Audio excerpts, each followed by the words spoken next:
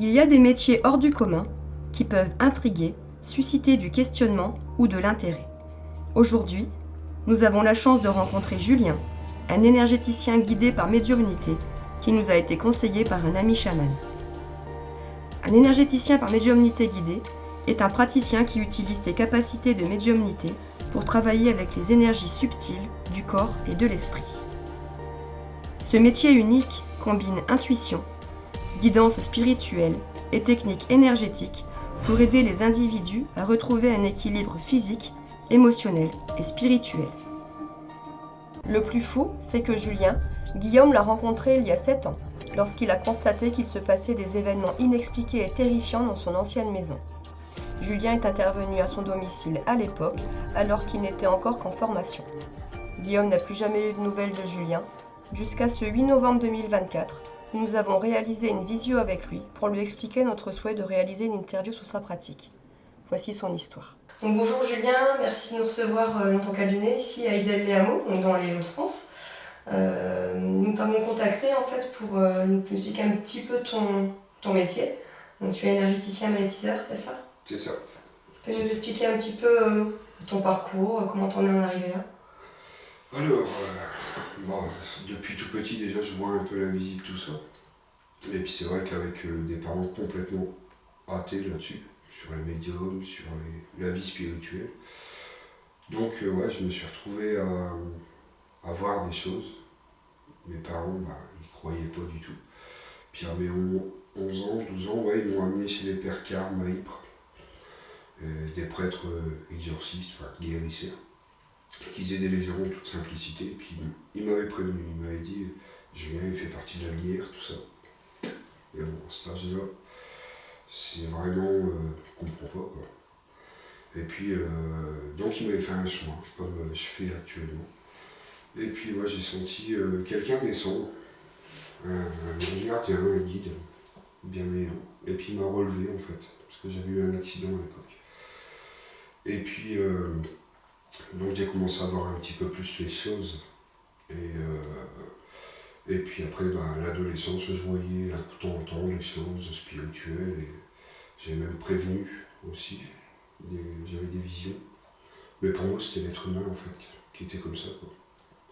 Et puis après, pendant l'adolescence, un mal-être quand même, jusqu'à à peu près 22 ans. Et puis à 22 ans, j'ai tout perdu. Perdu ma maison, à l'époque ma femme, mon travail. Et puis j'étais complètement mal. Et là c'était révélateur en fait. Je me suis retrouvé à Saint-Rita, à Vandeville, parce que mon patron m'avait dit va brûler un cierge. J'ai dit t'as la poisse quoi. Et là ça a été révélateur en fait. Toutes les choses, j'ai pas hésité à demander de l'aide. Et puis là tout il s'est mis en place. Qu'est-ce qui s'est passé exactement du coup J'ai ressenti encore cet être venir vers moi et puis j'ai entendu dire tout simplement nous allons t'aider. Alors là, je dis bon, c'est bien. Et puis c'est vrai. Peu de temps après, j'ai connu une très grande médium, Nicole, qui m'a beaucoup aidé, qui a 80 ans à peu près. Et puis elle m'a dit t'as des choses en toi à faire ressurgir, à faire. Mais on me dit de t'amener chez un prêtre. Je dis encore un prêtre. Donc elle m'a fait connaître ce prêtre et puis en fait de ce fait-là, j'ai arrivé auprès de lui, je me suis senti à ma place en fait. Et puis il m'a dit exactement pareil que cette dame et pareil qu'à mes 11 ans, tu as des choses en toi et il faut les faire ressurgir. Donc ça a été un choc aussi pour moi, révélateur quoi. Et puis après il m'a pris un peu sous son aile et puis donc j'ai fait des exorcismes, tout ça, quoi, dans l'église. Et puis après la première fois, il s'est passé une chose terrible. Il y a l'apparition de Marie qui m'est arrivée en pleine nuit. J'ai fait une sortie de corps, je me suis retrouvé carrément devant elle. Et là, c'était vraiment, elle m'a demandé d'aider les gens. Alors, je dis comment, là j'étais terrorisé, je dis comment, je sais pas. Donc on va te former, on va t'aider et on te demande d'aider ce prêtre. Je dis bon, ok, à la condition que tu le veuilles. Je dis ouais. si vous voulez. Je partais complètement dans le néant. Et puis toutes les choses se sont mises en place en fait. Donc pendant 10 ans, ils m'ont fait travailler, à apprendre, à comprendre. On m'a fait, entre les attaques aussi, hein, mais aussi toute la douleur déjà. Et puis après, ouais, c'est des soins en guidance en fait. Donc c'est pas moi qui bouge mes mains. Puis je ressens la douleur des jambes, je vois l'invisible. Donc tout s'est mis peu à peu en place. Et puis après, au bout de 10 ans, on m'a demandé de faire une société et puis d'aider les gens, à part quoi. Tout en aidant toujours ce prêtre. Donc j'ai accepté. Et voilà, maintenant t'en es là aujourd'hui. J'en suis là, ouais. Les messages te parviennent du coup par voyance, tu les ressens C'est vrai, c'est en fait, tous les sens. Tous les sens. Que ça soit l'odorat, que ça soit moi je vois comme je vois vous. Ou même des fois c'est dans la. J'entends aussi comme on parle là. C'est vraiment tous les sens. Ou même des fois c'est dans la pensée, c'est vraiment tous les sens qu'il peut y avoir. Même quand je fais des maisons, je rentre. Des fois ça me fait même comme un cinéma, comme une télé, comme une cinématique de ce qui s'est passé aussi. Donc c'est un peu ce qu'on peut dire de la clairvoyance, de la clairaudience. Clairsentence, tout. Ouais, tout multiplié quoi. D'accord. Même des fois, ils prennent aussi ma parole, ma voix, pour passer un message aussi aux gens. Ouais. Tu as des messages qui te parviennent tout le temps? Après non, j'ai ma vie aussi privée. Tu as réussi à faire pour qu'ils te laissent un peu tranquille par moment et au début, je le vivais mal. Créer des règles? Je le vivais très très mal au début. Parce qu'au début, c'était un peu le ciel qui m'était tombé sur la tête. Puis tout était tellement multiplié, donc j'avais pas trop l'habitude. Après, ouais, on m'a appris aussi à couper aussi. À couper, à prendre aussi ma vie, parce que j'ai ma vie aussi, j'ai mes enfants, j'ai ma femme actuelle, donc voilà. Et c'est vrai que quand je fais des amis, ou même, même quand je vais au magasin, je sens, mais après je suis pas là à aller voir les gens, dire, vous voyez, non, je suis pas comme ça. Quoi. Ouais, donc tu as vraiment appris à faire la distinction entre ce que tu peux ressentir et ce que tu peux entendre et comprendre, et le fait aussi de rester dans ta vie privée et de prendre un peu de recul et un peu de repos.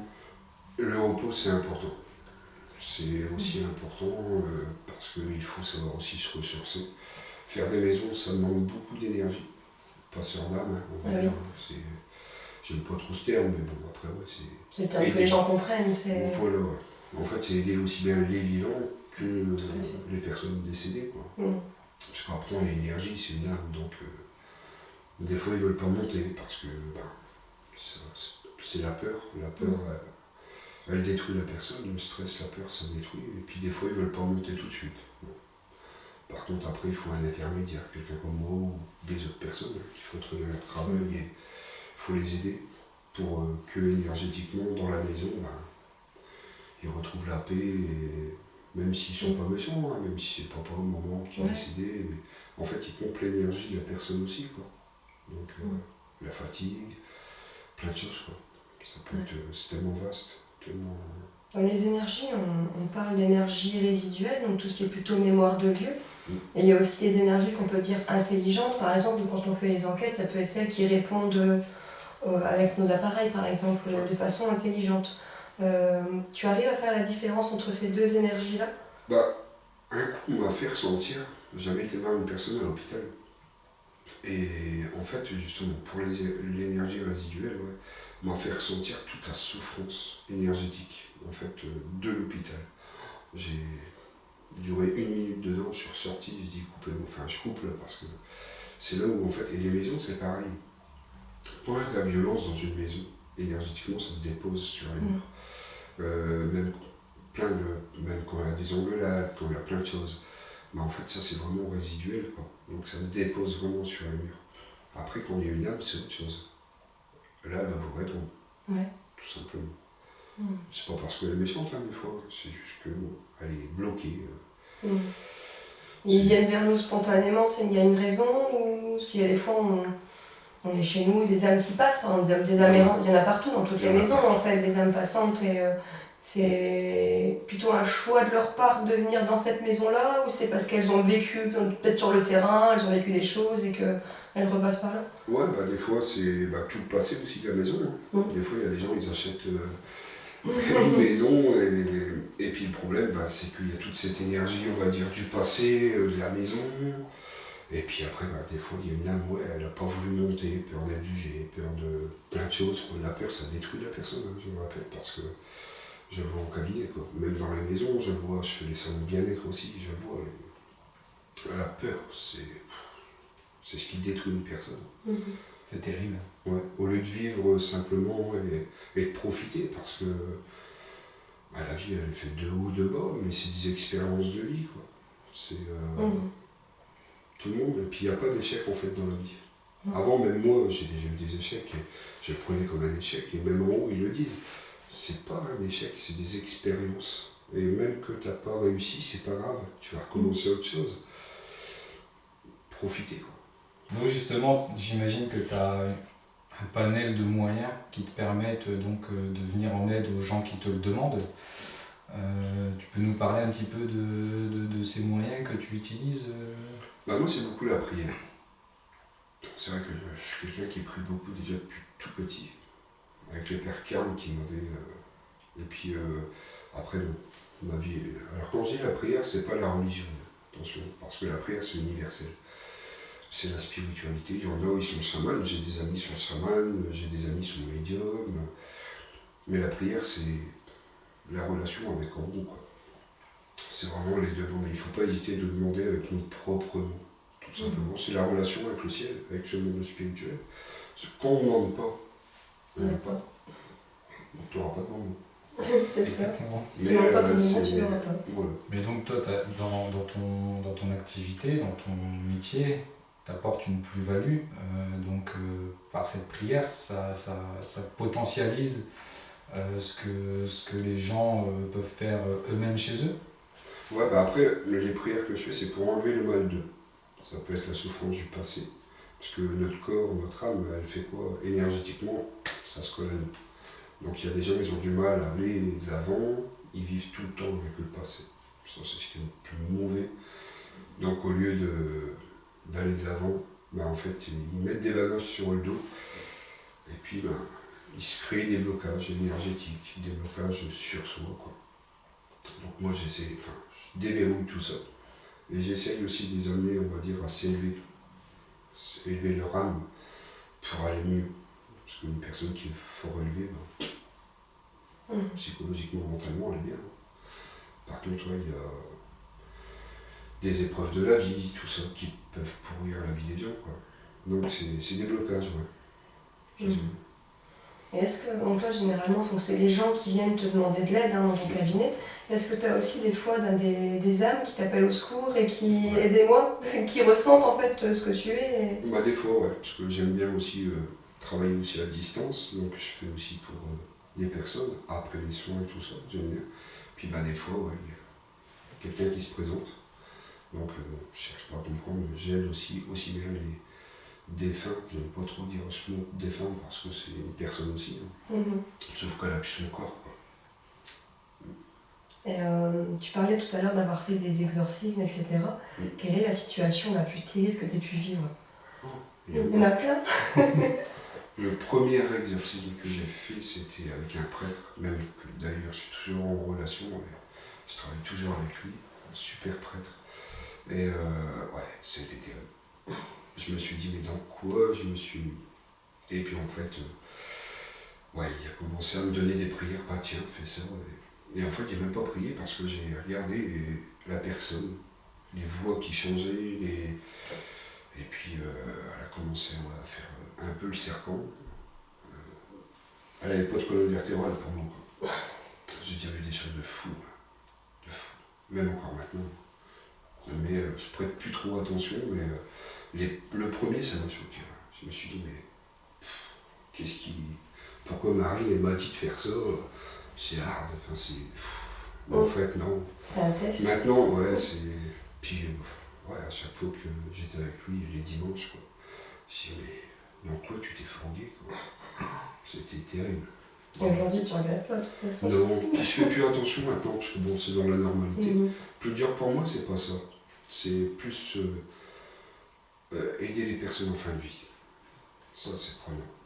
Parce que ouais, je fais un soin, puis je demande au ciel de venir. Donc je vois souvent des fois leurs enfants, parce qu'il y a des personnes qui ont vécu des choses, ou même leur papa, leur mari qui viennent au bout du lit.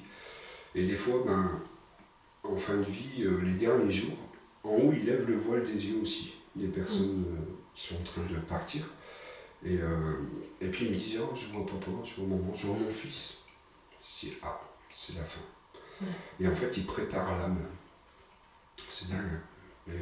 Parce que toi, tu vois les défunts, mais eux peuvent du coup les voir aussi, vu que le voile a été... Ouais, le voile, souvent, il est monté, ou alors il y a un apaisement pour que en fait, l'âme et le corps, la corde d'argent, quand elle est coupée, c'est vraiment la mort du corps. Et puis après, elle part en paix, en fait. Elle part en paix, et ça, c'est le plus dur pour moi. Autant que je peux faire, on va dire, une délivrance, une cure d'âme, ça me fait rien aujourd'hui. Par contre, ça, non. Puis quand c'est la famille, c'est encore pire. Mais ouais, c'est ce qu'il y a de plus prenant pour moi. Après, on a encore une petite question. On est donc nous enquêteurs du paranormal et il nous arrive aussi de devoir rentrer en contact avec des défunts, tout ça. Nous ne pratiquons pas la Ouija et le spiritisme pour des raisons qui nous sont propres.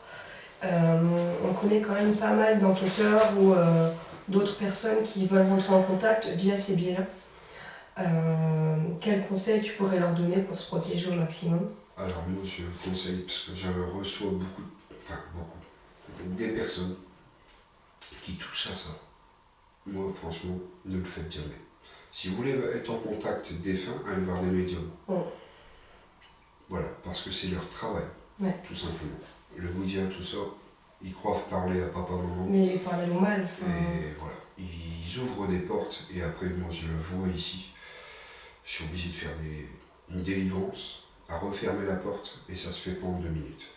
Ça se fait en 2-3 rendez-vous, pour aussi que les gens comprennent qu'il y a des choses à faire, des choses à pas faire. Faut pas ouvrir des portes comme ça. C'est ça. Enfin, après, c'est mon avis personnel. C'est pour ça qu'on ne veut pas le faire non plus, parce qu'on sait que on va pas forcément parler à la personne qu'on demande, et que généralement c'est le mal qui prend le dessus et qui se fait passer pour. Mais, c'est ça. Donc ça, c'est pas des... Après, il y a des très bons médiums. Moi, j'ai un panel d'amis qui sont magnétiseurs, chamans, médiums, et ils font très bien leur travail. Et je conseille même des fois d'aller voir ces personnes-là, parce que voilà, c'est... En fait, peut-être que les entités un peu malveillantes profitent de la faiblesse des gens qui sont en demande d'avoir un contact avec des défunts, des êtres disparus. Et donc ils profitent de cette faiblesse-là.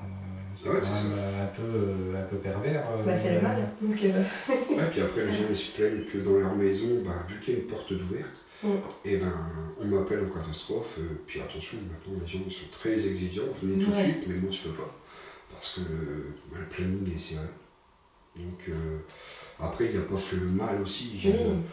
Il y a aussi des soins énergétiques, on va dire, parce que les gens, il y a le stress, il y a les burn-out, mais il y a plein de choses, ou même des douleurs qu'ils ont enregistrées il y a des années de ça, puis qu'ils ont toujours mal à une cheville, ou des choses comme ça. Mais après, les maisons, ils sont énergétiquement, c'est pourri, quoi. Puis après, ils appellent, malheureusement, ils vivent un calvaire. Ils veulent entreprendre des choses, tout ils tombent à l'eau. Même c'est souvent, il y a des couples, ils se séparent. Souvent. Ils se séparent parce qu'il y a des énergies mauvaises, on va dire, dans la maison et sur eux. Donc, créer des disputes, tout ça. C'est ça. Donc il y a des conflits. Et énergétiquement, ça se dépose sur les murs. Puis en plus, quand il y a une âme, on va dire, quelque chose de mauvais dans la maison, voilà quoi. Première maison, ça a été un peu... Les chaises, ils bougeaient. Je suis à peine rentré, les gens m'empêchaient de rentrer dans la maison. Et puis je voyais les rideaux bouger. Et puis en fait, je tapais et personne n'était pas là. Je dis merde. qu'est-ce qui se passe? Puis en fait, la personne, elle arrive, elle me dit, vous étiez pas dedans, je voyais les rideaux bouger, tout ça. Et puis, ouais, j'ai voulu rentrer, on m'a empêché de rentrer. J'ai dit, c'est pas grave, je prends mon courage à deux mains, ouais, j'y vais.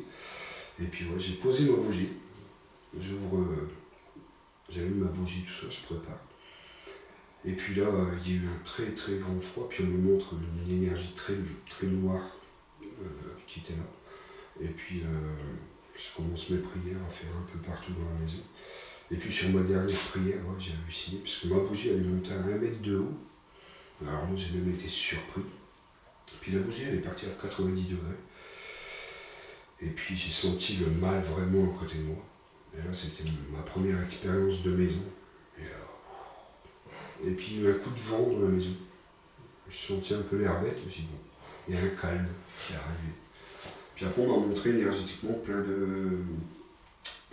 ça fait énergétiquement de l'or en fait. Ouais, souvent on montre ça, ouais. Et ça, c'était le bon du coup. Ouais. C'est, on montre souvent, je vois, comme je vois vous, mais des fois c'est en orbe. Ça fait des orbes. Des orbes lumineux. Ouais. Des anomalies lumineuses, c'est quelque ça. chose comme ça. Donc toi, tu les vois sans le matériel, parce que nous, on les voit souvent dans les caméras, tout ça. Et toi, tu les vois vraiment. Je vois comme je vois vous. Bon, puis j'aime bien. C'est beau ça. En plus, en période de Noël. Il y a des guirlandes dans la maison. Si, puis après, c'est vrai que. Bon, après, je vais être honnête avec vous. Avant, je le vivais mal, parce que je refoulais la médiumnité. Donc j'avais un mal-être. Franchement, puis bon, j'ai pas été aidé, j'en veux pas mes parents, mais après, ouais, il y a ce prêtre qui j'assiste, qui m'a beaucoup élevé, qui m'a beaucoup appris, et puis qui m'a fait aussi centrer. Il y a eu en haut, en direct.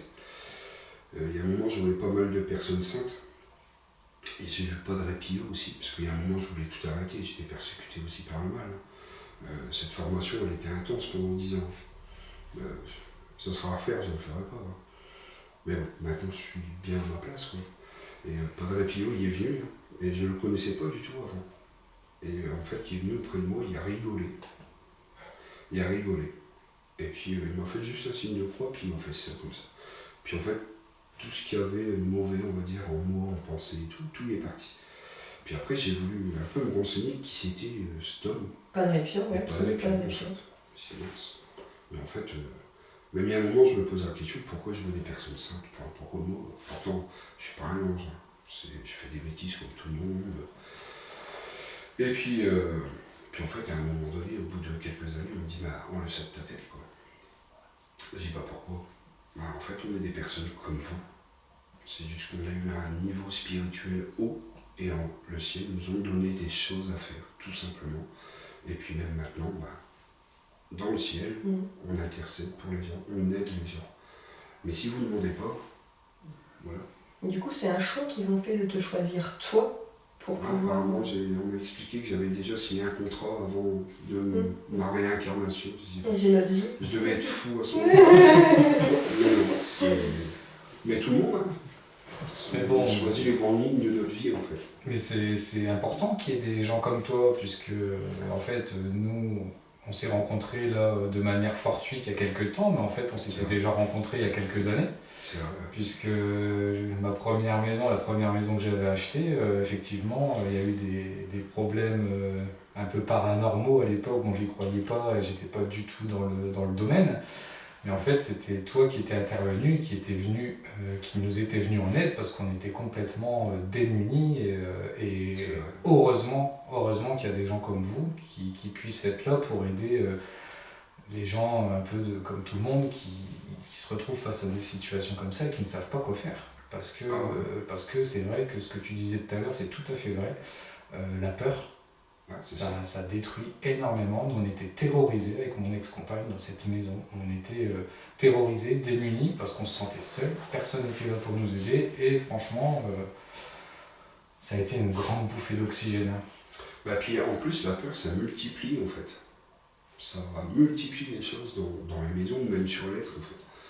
Donc c'est pour ça, même en haut, ils demandent enlevez vos peurs, quoi. Enlevez, parce que comment voulez-vous recevoir si vous avez peur, parce que vous vous fermez? Vivez. Donc en gros, ce que tu es en train d'expliquer, c'est que le fait de positiver va apporter le positif. Et si on est dans la négativité, ça va apporter de la négativité quelque part. Ouais, puis tout doucement, en fait, la personne, elle descend. Moi, je vois un rendez-vous, et les gens, ils vivent avec le passé, quoi. Franchement, ça, c'est... Je dis, mais vous mettez des bagages dans le dos, quoi. Donc, en fait, ils font un pas devant, ils en font 10 derrière. Par contre, quand on abandonne le passé, en fait, on ne regarde pas, il n'y a pas de bagage dans le dos, donc on avance. Et puis, comme je dis, il n'y a vraiment pas d'échec dans la vie. Mais, on apprend de ses erreurs aussi, de toute façon. C'est ça, mais il faut toujours aussi évoluer positivement, quoi. Donc tes activités, du coup, permettent un peu aux gens de se libérer un peu de ce poids, de les aider à avancer, pour les personnes qui sont un peu dans le passé, à les aider à se décharger de ces fameux bagages. Donc c'est quand même une activité qui... ouais, c'est vraiment magnifique. En fait, c'est enlever le mal d'eux, tout simplement. Je travaille avec les guides, voilà. La religion, ils disent l'ange gardien. Mais après, il n'y a pas que, il y a même en soins, il y a les chers défunts, enfin, les voyageurs, vous l'appellerez comme vous voulez, mais ils viennent, ils se présentent, et puis ils font partie de la bonne étoile, ils sont accompagnants des vies en fait, des personnes, quoi. Ils sont bien plus proches que l'on ne le pense. Ouais. Et comment on se rend compte que ces gens-là sont auprès de nous? Après, moi, je le sens parce qu'ils se manifestent en soins. Donc, ils viennent et puis ils me le disent. Je suis derrière ma petite fille, je suis derrière ma fille. C'est un copain. Je dis, ok. Donc, je transmets. Puis bon, quand je suis en soins, je suis dans mon truc, quoi. Donc, mais après, on est face à la mémoire. Ça, c'est bien. Donc, ça, c'est bien. Ça, c'est bien. Sinon, je dormirais plus. Un peu comme un neuralisateur dans les Men in Black. Ça, je suis content parce qu'au début, j'étais un peu surpris au début, c'est normal. Avant mes 22 ans, j'étais pas très très bien, mais maintenant, je vis très très bien. Donc, toutes ces activités-là, j'imagine que c'est prenant physiquement et mentalement. Et énergétiquement aussi pour toi. Comment tu te ressources? Après, moi, j'hésite pas non plus à me faire des soins sur moi. Et puis après, j'assiste aussi à un monsieur qui est, je ne vais pas parler de religion, mais qui est là-dedans, qui est prêtre. Donc je suis assistant aussi.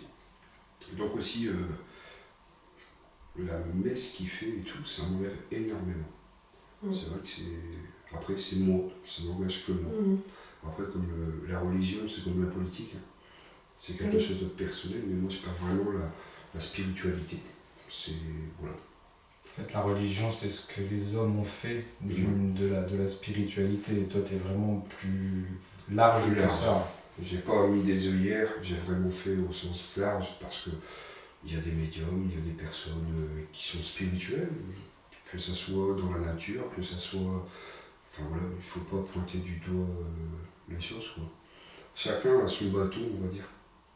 Il y en a qui sont chrétiens, je reçois des musulmans, je reçois de toutes personnes, de toutes couleurs. Toute confession. L'âme, elle est pareille pour tout le monde. Il n'y a pas de couleur. C'est vraiment. Puis je suis pas là à dire vous êtes musulman, vous êtes athée. Non, je suis pas là à juger les gens. Oui, c'est parce que tu vois vraiment plus large que effectivement ce que les hommes ont fait de la spiritualité. Parce que toi, tu t'aides de tes prières peut-être religieuses par moment, mais en fait, les prières, l'intention, en fait, c'est tout. C'est l'intention. C'est pour ça que même demander ses propres mots, c'est une prière du cœur, en fait. Mais juste comme on fait là, à parler, moi je parle aussi comme mon guide, mes guides, comme on parle là. Donc des fois, je reviens vers toi. Ok. Puis il revient un peu de temps après. C'est bon, j'ai vu, on va faire les choses, quoi. C'est cool. Il faut demander simplement avec les gens. Puis pas hésiter de demander pour soi aussi. Oui. C'est important. Parce que tout à l'heure, je demandais en off à Julien, moi quand je fais des prières, c'est souvent pour les autres et j'ose pas les faire pour moi. Et Julien me disait, oui, si, il faut aussi faire pour toi. Faut pas hésiter, si tu ne demandes pas de moment, tu n'auras pas. Il faut demander avec nos propres mots, il n'y a pas besoin de faire... Oui. Voilà. En fait, c'est la relation avec ce monde, en fait, spirituel. Ouais. Puis des fois, il faut aussi... parce qu'en gros, ils me le disent, là. Et se demander justement s'ils avaient un message à nous faire passer. Après, il faut aussi... Merci. Il faut aussi laisser le temps aussi en haut à travailler. Voilà, quand on demande des choses, des gens... Bon, parce qu'il y a des gens qui demandent aussi tout le temps des miracles. Oui, c'est ça. Mais la plus belle chose, c'est quoi? De te sentir bien, en fait. En paix avec nous-mêmes. Et puis d'être heureux. Pour ça, mais il y a des gens qui veulent toujours plus, ou ils veulent des miracles. Mais la plus belle des choses, c'est d'être heureux, quoi. Tout simplement. Après, c'est un peu dans le propre de l'humain, hein. On est quand même une espèce qui est, comment dire, un peu cupide, un peu avare. Ouais, puis là, ils me disent que ce qui manque, c'est la joie. La joie. Et ceux qui ont la joie, ça déplaît à d'autres. Oui. C'est vrai, il faut bien ce qu'il y ait, mais la joie, non, c'est quelqu'un qui a vraiment la joie. Ben, super, moi je suis content. Parce que la personne, ça veut dire qu'elle est heureuse. Même si elle a un passé, des fois, mais en fait, à l'instant présent, elle a la joie. Puis il faut vivre l'instant présent. Il y a des gens, ils vont trop dans le futur, il y a des gens, ils vivent avec le passé, mais l'instant présent, ils l'oublient, quoi. En haut, ils le disent, hein, vivez l'instant présent, soyez dans la joie. C'est simple à dire, dur à faire. C'est simple à dire, dur à faire, mais la joie, le rire, ça se communique aux autres aussi. Puis ça fait du bien. Ça fait du bien. Et en fait, énergétiquement, en fait, quand on est là-dedans, on se sent bien. Il n'y a plus de blocage, en fait. C'est... ouais. Et donc toi, tu peux encore une fois aider peut-être les gens à tendre vers ce versant-là. Mais après, il y a plusieurs mâles aussi, quoi. Il y a un mâle moi j'ai des gens, mais je suis un peu coach aussi parce que je les pousse aussi à s'élever aussi. Et il y a des gens, ils ont tellement des douleurs aussi du passé, c'est tellement large, mais il n'y a pas que le passé, des fois c'est karmique aussi, donc c'est autre chose. Et j'essaye aussi aux gens de les surpasser en fait. Pas hésiter, des fois il faut quand même 2-3 rendez-vous. Hein. Que ça soit moi, que ça soit un magnétiseur. C'est pas magique, quoi, c'était pas... Des fois il y a un mal, comme je dis, il y a un chêne, ça a des grosses racines. Des fois il y a un mal-être dans l'âme, carrément. Donc pour le déraciner, c'est un peu dur. Par contre, quand on va prendre un petit arbre qui vient d'être planté, c'est un petit mal-être, paf, on l'enlève, ça va. Un rendez-vous ou deux, voilà, ça s'en va. Mais des fois, tout dépend le mal en fait. Le mal qui est dans la personne. Des fois c'est un mal-être. Mais des fois c'est vraiment karmique, c'est autre chose. Donc il faut qu'elle se surpasse aussi, il faut qu'elle comprenne, et on est là aussi pour la pousser, pour la booster, quoi. Et puis après elle retrouve sa place, et une fois qu'ils retrouvent leur place, mais souvent on me dit, mais que j'ai été bête j'ai perdu autant d'années, mais j'ai dit, c'est pas grave, t'as évolué, maintenant tu vas mieux, donc c'est bien, quoi. Voilà. Donc il n'y a aucun rendez-vous qui peut se passer comme les rendez-vous précédents, c'est vraiment personne dépendante et il n'y a pas de recette miracle en fait, tu t'es obligé de t'adapter et d'évoluer à chaque personne que tu rencontres. Ouais, puis la personne quand elle rentre, elle me contacte déjà, voilà, et puis moi quand je reçois, on me fait ressentir toute la douleur des gens, que ça soit dans le corps, dans l'âme, les énergies bloquées sur eux, même s'il y a une âme des fois à côté d'eux donc c'est vraiment, et puis après je donne les infos, on parle, je prends toujours un petit temps de dialogue aussi pour expliquer aussi à la personne le problème qu'elle a. Et puis après je fais mon travail, quoi. Ouais, avec en gros, et toujours aussi après pour qu'elle va mieux, quoi. Donc toi tu travailles vraiment par guidance tout le temps. Le jour où, après que j'ai vu Marie, qui m'est apparue à mes 23 ans à peu près, 22-23 ans, j'ai été envahi d'encens, et ma femme elle peut témoigner, elle était là. Et puis c'est vrai que ça m'a piqué en fait 3 fois dans la paume de ma main. Ma main elle m'a brûlé. Même moi j'ai regardé ma main, j'ai dit mince, qu'est-ce qui se passe? Et puis il y a ma mère à côté, une demi-heure après. Et puis en fait ma main elle est partie, j'ai eu peur. Au début j'ai eu super peur. J'ai repris ma main, j'ai dit waouh, qu'est-ce qui se passe? Et puis en fait ma main elle est repartie, puis j'entends dire laisse-toi faire. Facile à dire. Donc j'ai dit oui.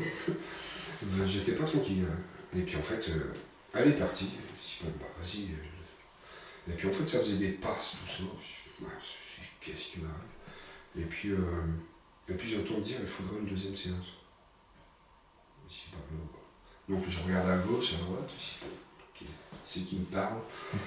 Et puis le poignet de ma mère, tout il parce qu'elle avait ses os qui se cassaient, donc elle avait un gros poignet, elle ne pouvait même plus le plier. Et puis déjà, 3-4 jours après, ça s'était dégonflé. 15 jours après, encore plus. Et puis j'ai refait un soin sur elle, on va dire, 3 semaines après.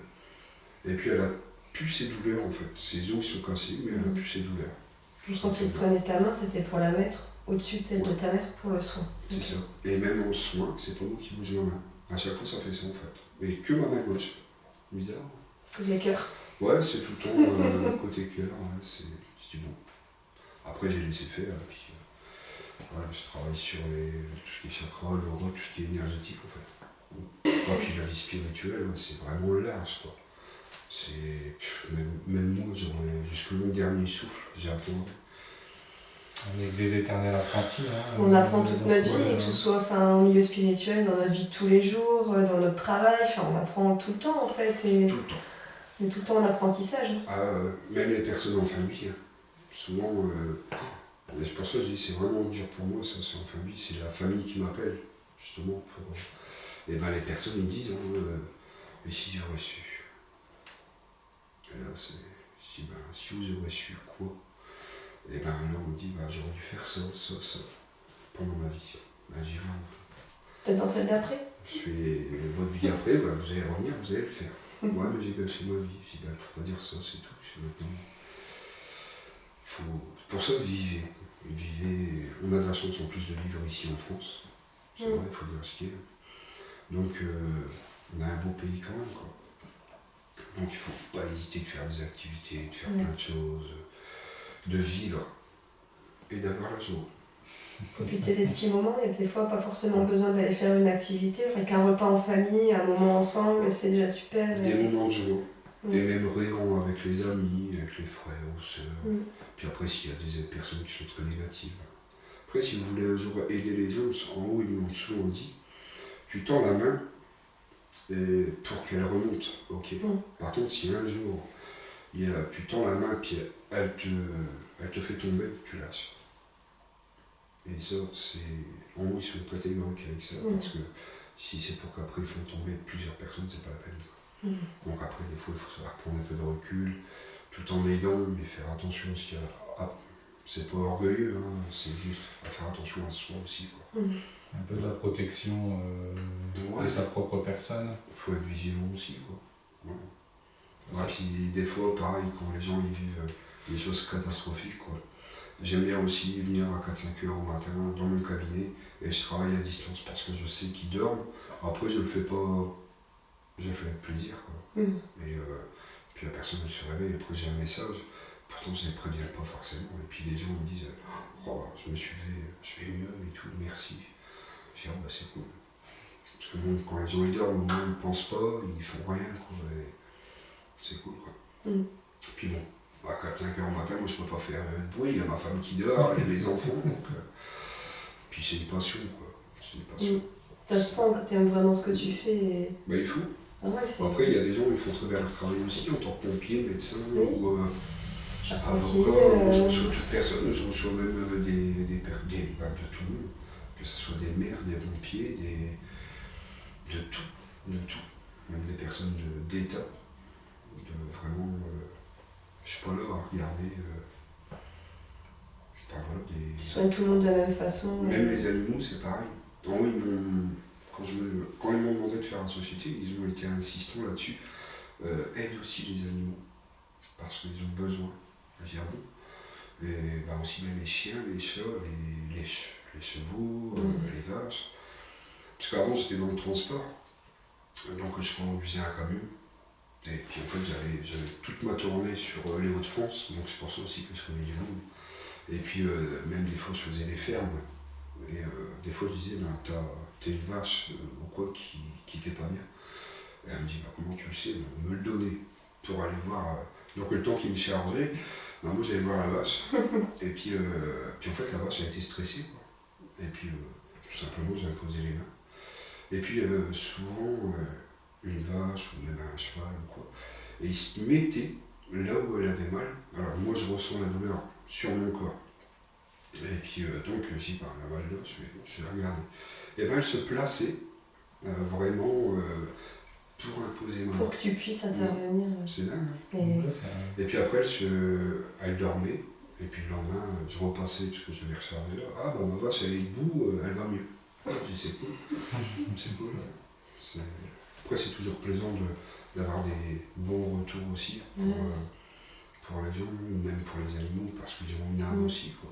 Et l'âme des animaux redevient tout le temps un animal ou ça peut changer Bah après, en haut on est libre. Hein. Je suis plus au contact avec les gens. Et... Bon, on me met dans une foule de 10 000 personnes, je parle à tout le monde. Ouais, Donc pour faire tes activités, tu es mobile même hors région du coup. ouais, je fais tous les Hauts-de-France, bah, même ici, il y a des gens en cabinet qui viennent de Paris, qui viennent de Boulogne, travailler un peu partout, même de Belgique. C'est pour ça que je fais aussi les salons de bien-être, parce que bah, j'ai des amis aussi qui sont là-dedans et qui travaillent très bien. Que ce soit des médiums, c'est même des magnétiseurs, chacun a sa fonction, on va dire, et puis a ses ressentis, puis ils aident.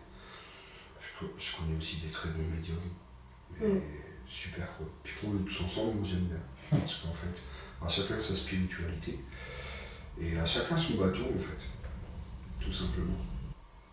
Personne ne détient la vraie vérité. Hein. On a chacun la nôtre. Ouais, après qu'ils soient derrière Bouddha, qu'ils soient derrière Jésus, qu'ils soient derrière... Ben, ils mangent tous à la même table. Enfin, moi, c'est ma vision des choses. Hein. Mais ouais, chacun sa spiritualité.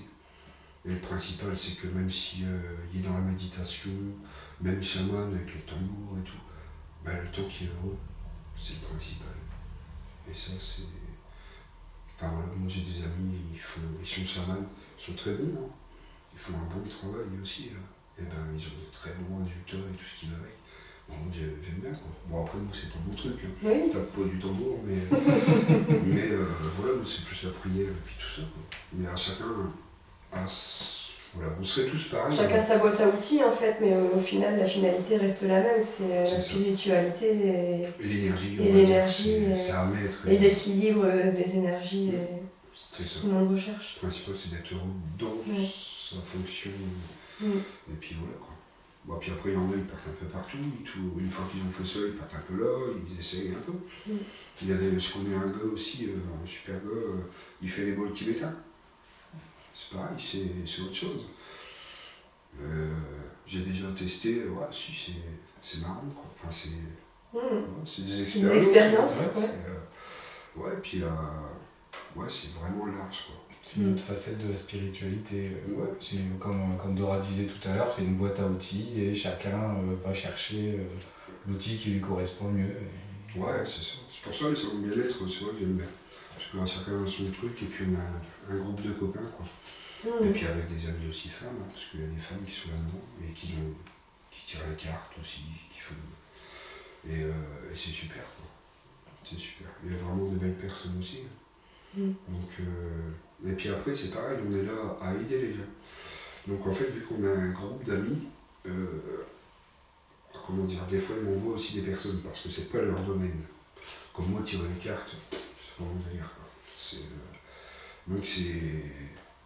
Ils veulent, enfin voilà, même au niveau médium et tout, et ben on est honnête. Donc on dit bah non c'est pas mon domaine, par contre allez voir la personne là-bas. Parce que le but c'est quoi? C'est d'aider la personne. Donc c'est bien quoi. Ok.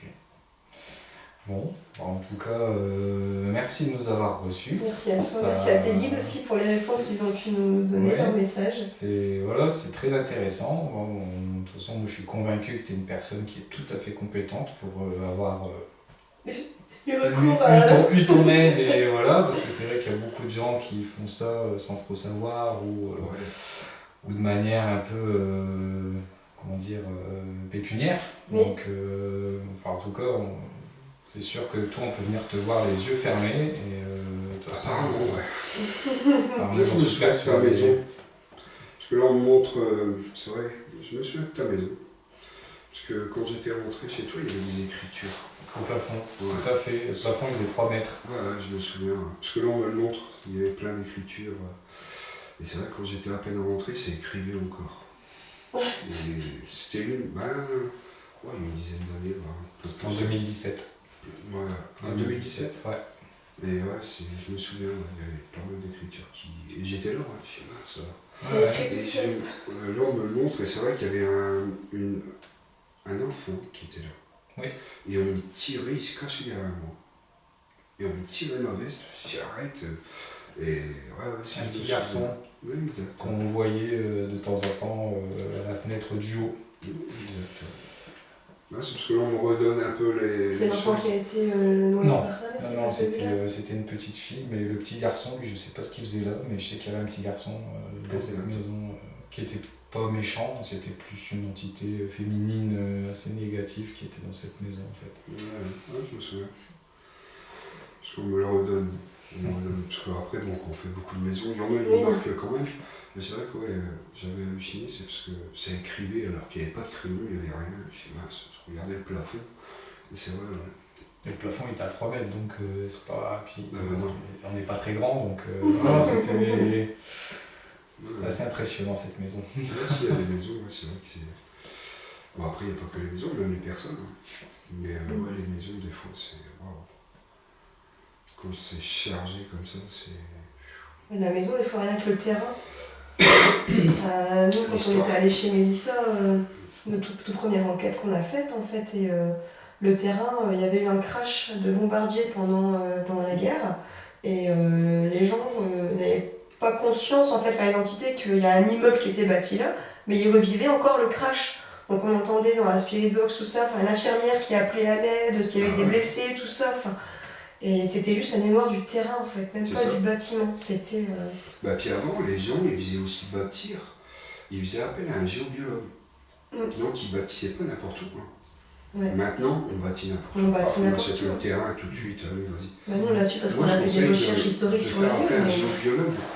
Parce que la personne, même comment mettre la maison, tout ça. Comment l'orienter. Et aussi tester le terrain.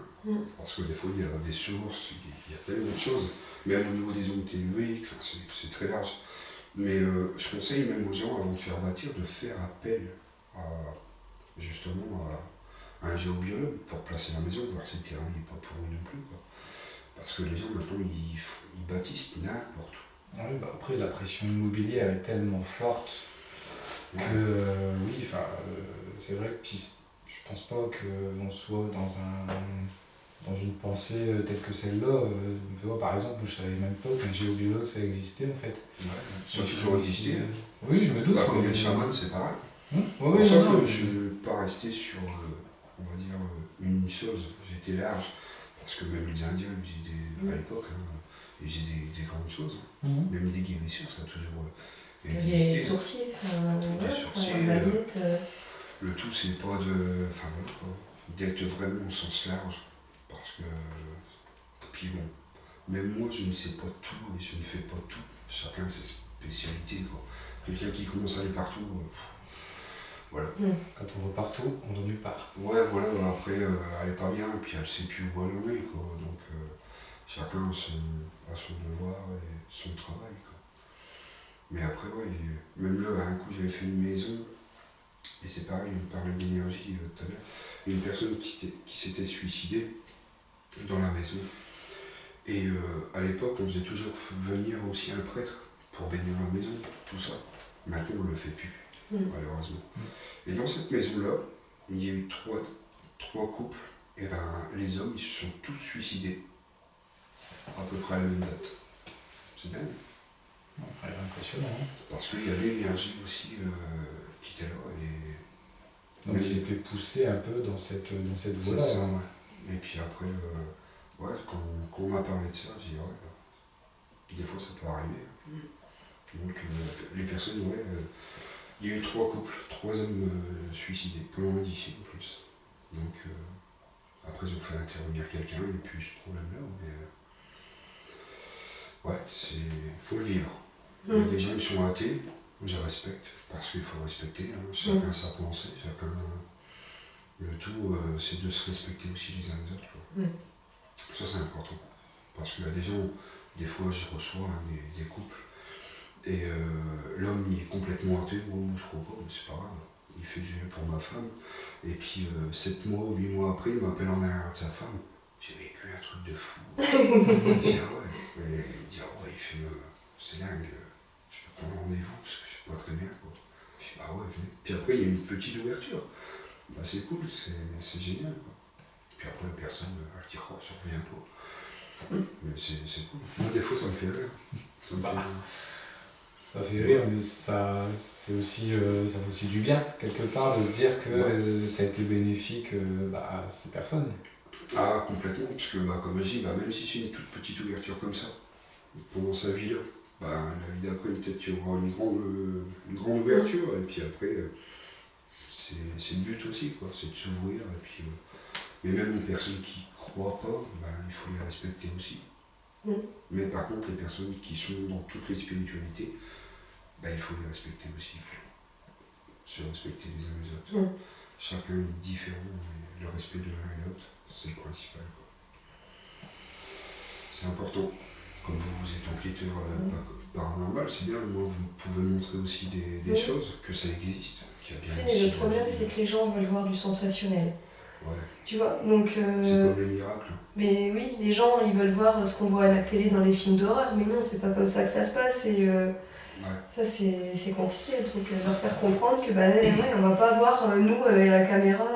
Mais encore une fois, tout ça, ça a été créé par des biais de certaines personnes, un peu comme tu peux rencontrer dans ton métier, des gens qui font du fake, qui veulent faire du sensationnel, et qui créent des preuves, et donc le tout un chacun s'attend à ce que tout le monde ait ce genre de réaction, une poutre qui tombe, une chaise qui se déplace, alors qu'en réalité, ça arrive, mais très rarement. Quasiment jamais.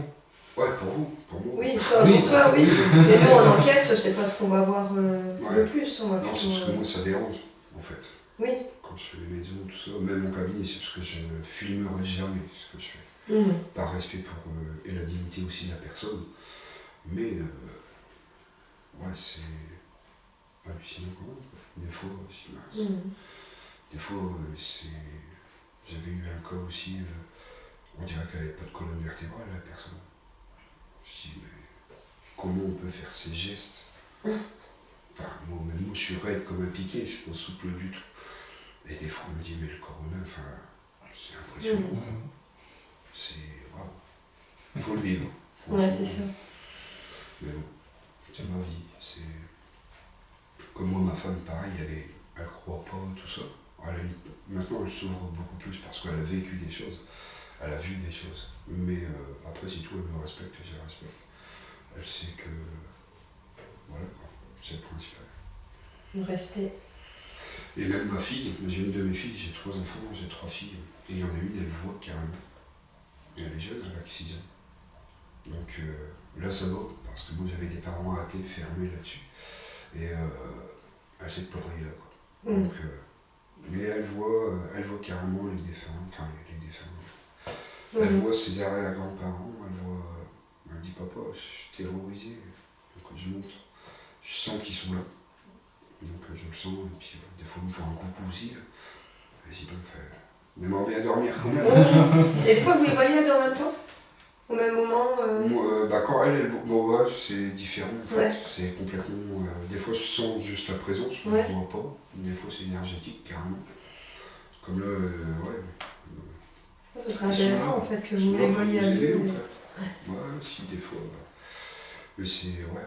Puis elle a mon cœur, ma fille. Enfin, mes 3 enfants, mais non, elle a vraiment mon cœur. Elle va faire de belles choses plus tard. Mais je serai là pour l'accompagner. C'est super. Ouais, elle va être costaud, je crois. Ouais. Une belle amie. Bon, en tout cas, merci beaucoup, Julien, de nous avoir reçus. Tu es bienvenue si tu veux en enquête avec nous, un de ces 4, on t'invite. Quand vous voulez. Pas de soucis. Je suis là que pour regarder. Non, mais ça pourrait être intéressant. Ça pourrait être intéressant pour avoir tes ressentis, voir si on capte les mêmes choses. Et... Ouais, ça pourrait être ça peut être marrant.